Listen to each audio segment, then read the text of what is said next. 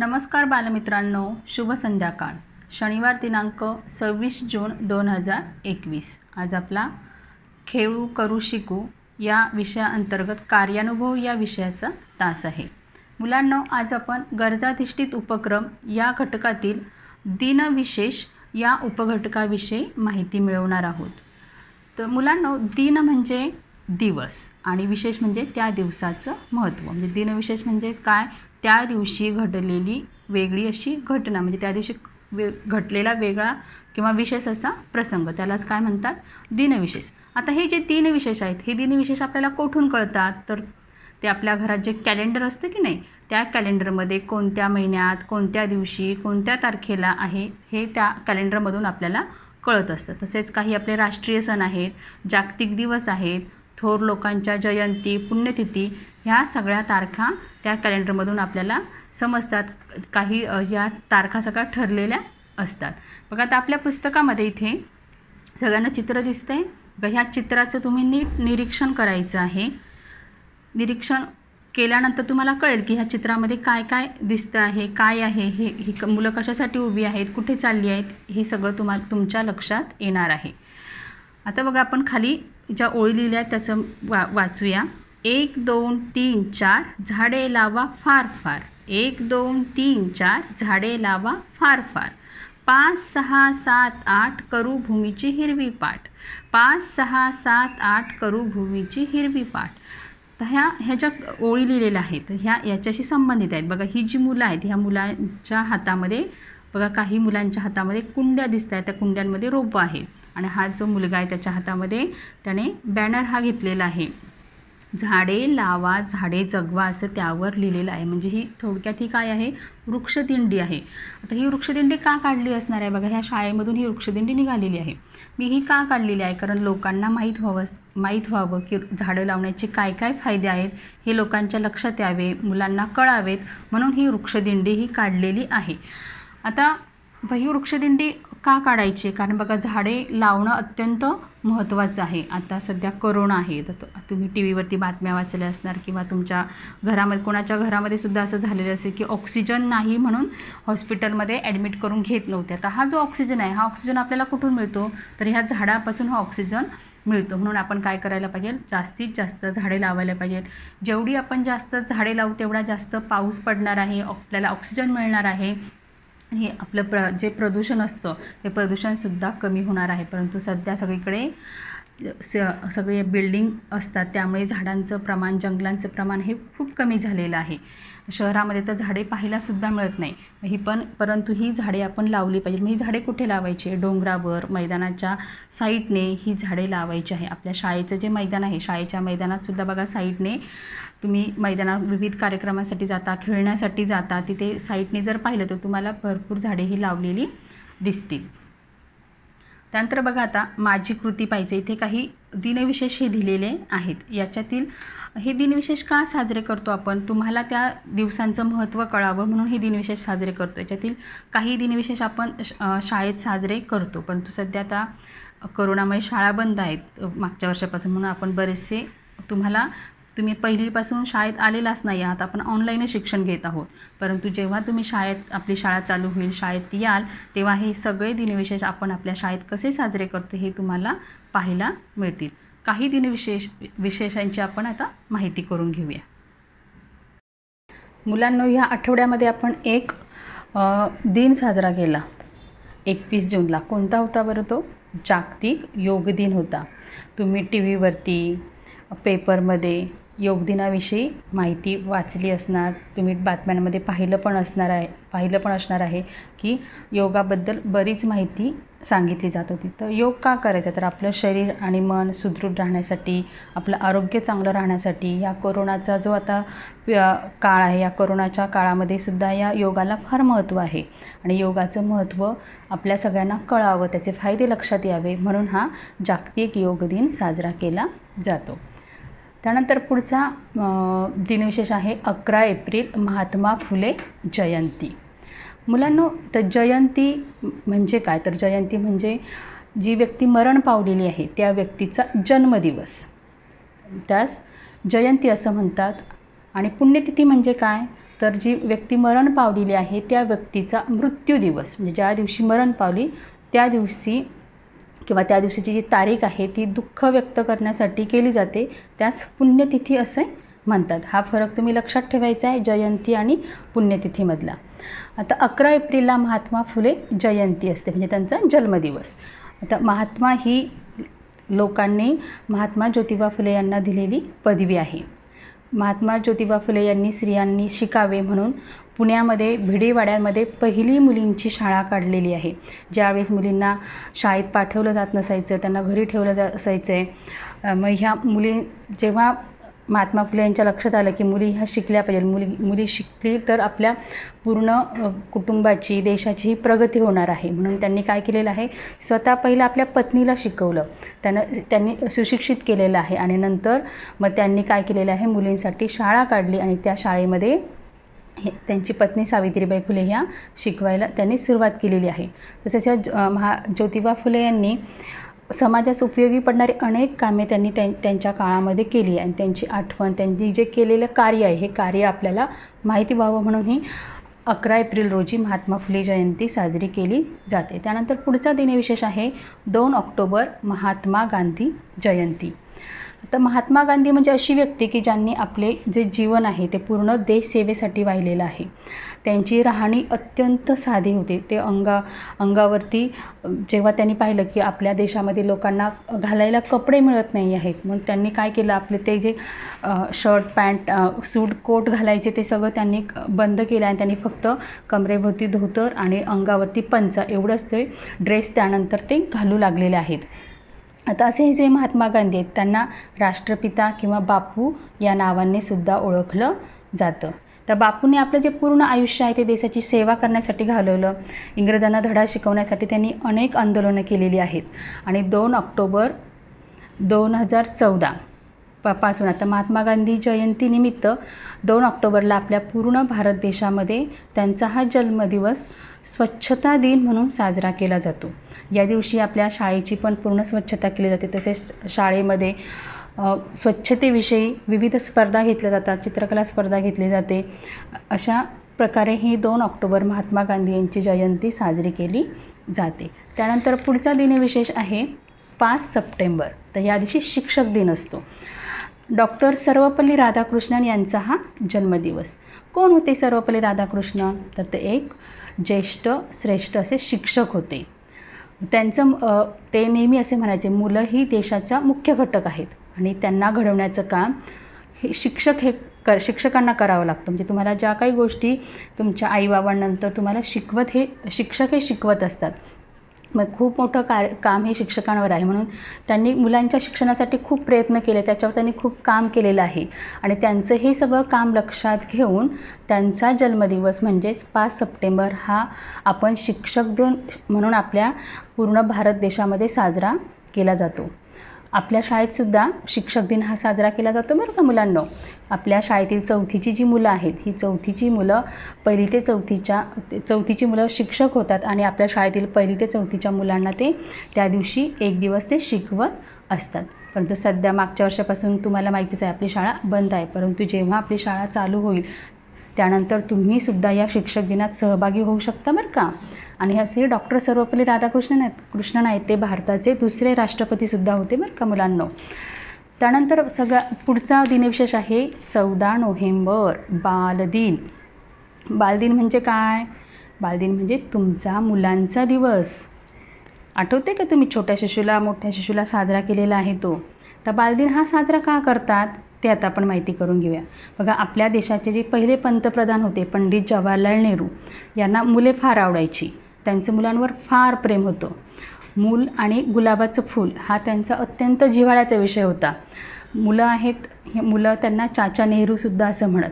मग हा त्यांचा जो जन्मदिवस आहे 14 नोव्हेंबर त्यांना मुलं आवडतात म्हणून काय केलेलं आहे की आपल्या देशामध्ये 14 नोव्हेंबर हा दिवस बालदिन म्हणून साजरा करतात. आता ह्या बालदिनाच्या दिवशी तुम्हाला तुमचे आईबाबा तुमचे शिक्षक सर्वजण शुभेच्छा देतात, हॅपी चिल्ड्रन्स डे बोलतात की नाही.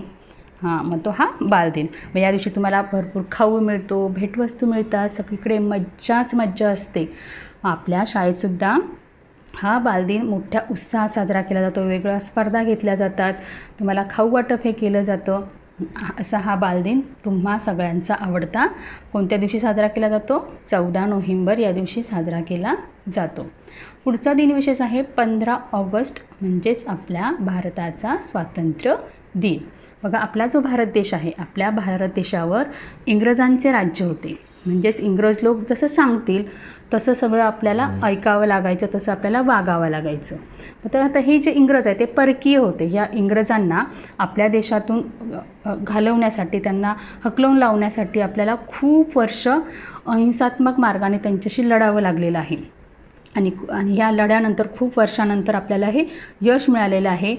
त्यांना आपल्या देशातून जावं लागलेलं आहे.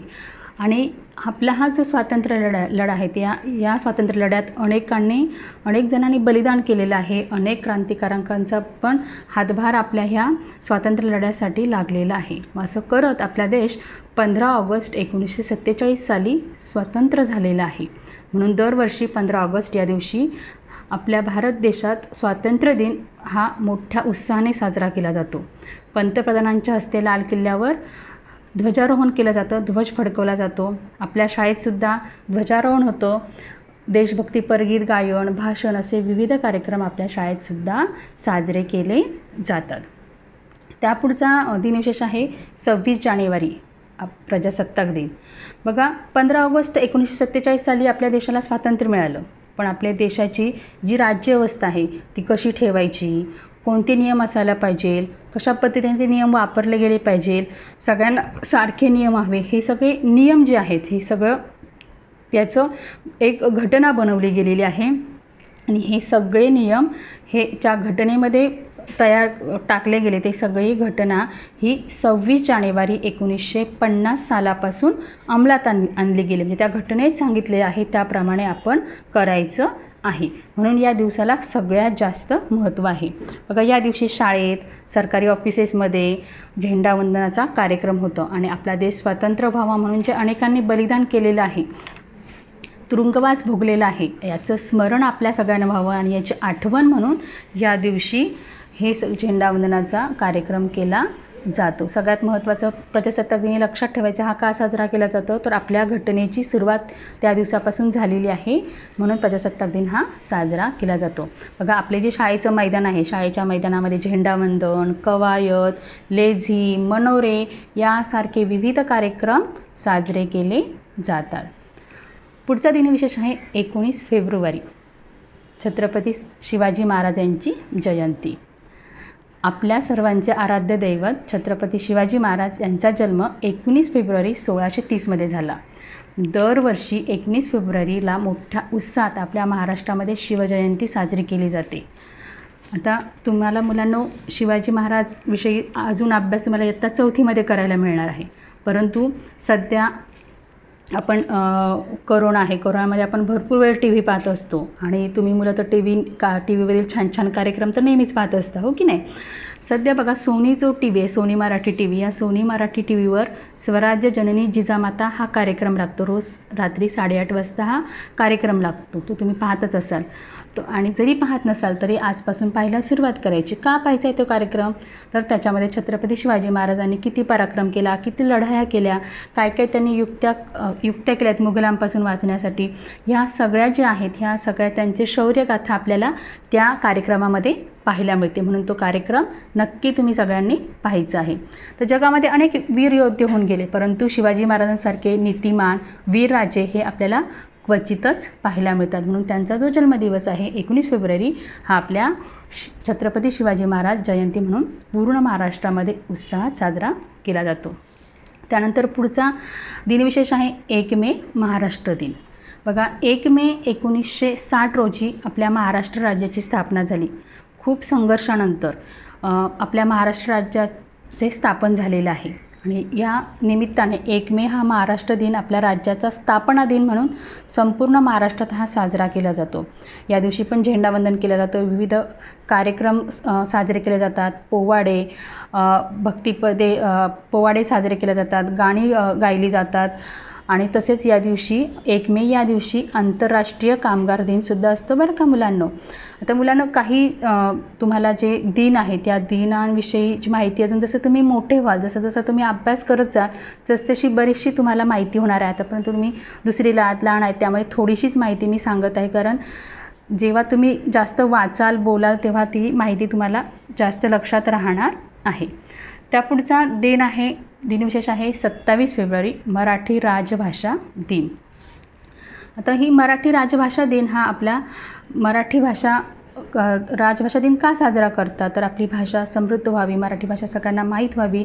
आपल्या जी मराठी भाषा, या मराठी भाषेला अभिजात भाषेचा दर्जा या दिवशी मिळाला. तसेच जे कवी आहेत कुसुमाग्रज यांचा जन्मदिवस आहे आणि यांचा जन्मदिवस हा मराठी राजभाषा दिन म्हणून आपल्या महाराष्ट्रामध्ये साजरा केला जातो.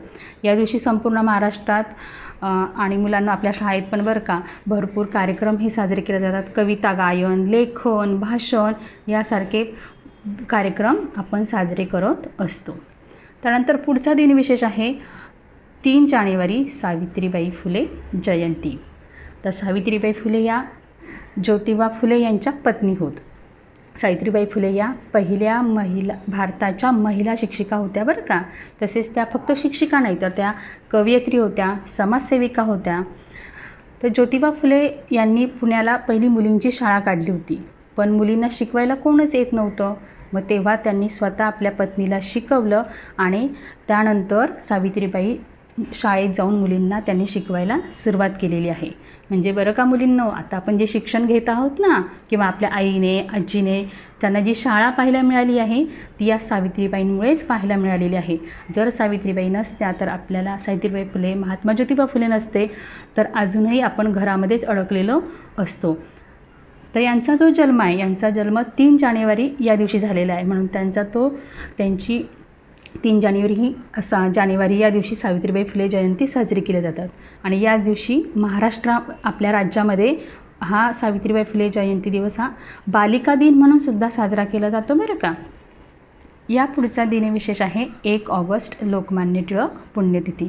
बघा, या दिवशी आता पुण्यतिथी मी मगाशीच तुम्हाला सांगितलेल्या व्हिडिओमध्ये सांगितलेलं आहे. पुण्यतिथी म्हणजे ज्या दिवशी त्यांचा मृत्यू झालेला आहे त्याची आठवण म्हणून हा दिवस साजरा केला जातात. तर लोकमान्य टिळकांनी पण आपल्या स्वातंत्र्य लढ्यामध्ये त्यांचं भरपूर योगदान आहे. त्यांनी भरपूर लढा हा दिलेला आहे. त्यांच्याविषयी मुलांना माहीत व्हावं, सगळ्यांच्या लक्षात राहावं म्हणून 1 ऑगस्ट या दिवशी लोकमान्य टिळक पुण्यतिथी साजरी केली जाते. या दिवशी आपल्या शाळेत वक्तृत्व स्पर्धासुद्धा घेतली जाते बरं का. पुढचा दिनविशेष आहे 26 नोव्हेंबर. या दिवशी संविधान दिन असतो. आता आपल्या तुमचं जे पुस्तक आहे या पुस्तकामध्ये जर तुम्ही पाहिलं तर सगळ्या पुस्तकांमध्ये संविधान हे लिहिलेलं आहे. आणि हे संविधान कोणी लिहिलं माहिती आहे का तुम्हाला? डॉक्टर बाबासाहेब आंबेडकर यांनी लिहिलेलं आहे. आणि आपण दररोज परिपाठामध्ये तुम्हाला मी ते बोलायलासुद्धा सांगितलेलं आहे. आणि ते संविधान सगळ्यांचं पाठसुद्धा व्हायला हवं आहे. या पुढील दिनविशेष आहे 14 एप्रिल डॉक्टर बाबासाहेब आंबेडकर जयंती. संविधान निर्माते ज्यांनी आपलं संविधान तयार केलेलं आहे असे डॉक्टर बाबासाहेब आंबेडकर यांची जयंती 14 एप्रिल या दिवशी असते. भारतीय राज्यघटना त्यांनी लिहिलेली आहे. ते कायदा मंत्री होते. त्यांनी जे दीनदुबळे लोक आहेत त्या लोकांना त्यांनी एकत्रित केलेलं आहे, संघटित केलेलं आहे. त्यांचे अधिकार कोणते याविषयी त्यांना माहिती करून दिलेली आहे. शिक्षणाचं महत्त्व त्यांनी लक्षात आणून दिलेलं आहे. असं भरपूर कार्यसुद्धा त्यांनी दलित समाजासाठी केलेलं आहे. भारतीय राज्यघटनेवर त्यांनी भरपूर काम हे केलेलं आहे. त्यानंतर पुढचा दिनविशेष आहे 8 मार्च आंतरराष्ट्रीय महिला दिन. महिलांनी स्वतःच्या हक्कासाठी दिलेल्या लढ्याच्या स्मरणार्थ दरवर्षी 8 मार्च हा दिवस जागतिक महिला दिन म्हणून साजरा करण्यात येतो. या दिवशी महिलांना त्यांचे अधिकार कोणते आहेत, शिक्षणाचं महत्त्व, त्यांनी या समाजामध्ये टिकण्यासाठी काय काय केलं पाहिजे, कोणत्या अन्यायाला त्यांनी विरोध केला पाहिजे, ह्या सगळ्यांविषयी माहिती या दिवशी जनजागृती जी असते ती जनजागृती या दिवशी केली जाते. आता मुलांना वेळेअभावी सगळे दिनविशेष सांगणे इथे शक्य नाही आहे. मी आता फक्त तुम्हाला काही दिनविशेषांची नावेही वाचून दाखवते. बघा, 22 एप्रिलला जागतिक वसुंधरा दिन साजरा केला जातो. 5 जूनला जागतिक पर्यावरण दिन साजरा केला जातो. 23 जुलैला लोकमान्य टिळक जयंती साजरी केली जाते. त्यानंतर 29 ऑगस्टला राष्ट्रीय क्रीडा दिन असतो. असे अजून भरपूर दिनविशेष आहेत की ते आपण काही आपण शाळेत साजरे करतो, काही आपल्या आजूबाजूच्या परिसरामध्ये साजरे केले जातात. ह्या सगळ्या दिनविषयांविषयी तुम्ही तुमच्याकडे माहिती करून घ्यायचं आहे, लक्षात ठेवायचं आहे. आपल्यासाठी किंवा आपलं जे भारत देश आहे, आपल्याला जे स्वातंत्र्य मिळण्यासाठी कोणी काय काय योगदान केलेलं आहे, ह्या सगळ्या गोष्टी तुम्ही कायम नियमित हे लक्षात ठेवायचं आहे. आणि जे मोठ्या लोकांनी सांगितलेले आहे, ज्या चांगल्या सगळ्या गोष्टी आहेत, ह्या सगळ्या गोष्टींचं नेहमी तुम्ही त्या आचरणात आणायचं आहे, तसं त्याप्रमाणे वागायचं आहे, पालन करायचं आहे. तर तुम्ही तुमच्या वहीमध्ये आजच्या अभ्यासामध्ये तुमच्या वहीमध्ये कोणतेही 10 दिनविशेषांची नावं तुम्ही तुमच्या वहीमध्ये लिहायची आहेत. फक्त नावं लिहायची आहेत, माहिती लिहायची नाही. धन्यवाद.